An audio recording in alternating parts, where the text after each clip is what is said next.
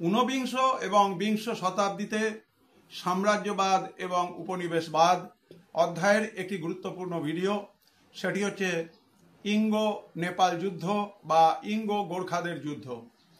কিছুক্ষণ আগে আমি ভিডিওতে গোর্খাদের সাম্রাজ্যবাদ বিস্তারের ইতিহাস আলোচনা করলাম এবং দেখা গেল লর্ড কর্নওয়ালিস কার্কপ্যাট্রিককে গোর্খাদের সঙ্গে বা নেপালিদের সঙ্গে কূটনৈতিক সম্পর্ক স্থাপনের জন্য পাঠিয়েছিলেন, কিন্তু যে সাম্রাজ্যবাদের প্রয়াস পৃথ্বীনারায়ণ শাহর হাত ধরে শুরু হয়েছিল এবং অমর বাহাদুর থাপা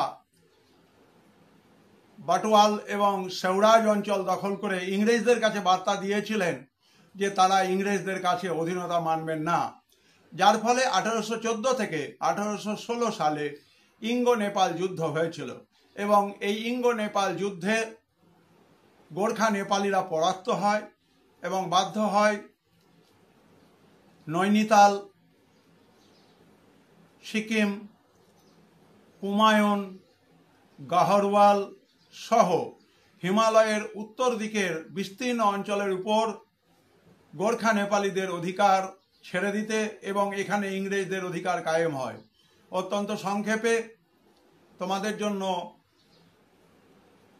ইঙ্গো নেপাল যুদ্ধ 1814 থেকে 1816 এই সময়ের মধ্যে ঘটে যাওয়া এবং কিভাবে ইংরেজরা সিকিম, কুমায়ুন, গাহরওয়াল, নৈনিতাল এবং হিমালয়ের উত্তর অংশের উপরে তাদের আধিপত্য কায়েম করেছিল, সে বিষয়ে ছোট ছোট এমসিকিউ ধর্মী অনেক প্রশ্ন তোমরা পাবে।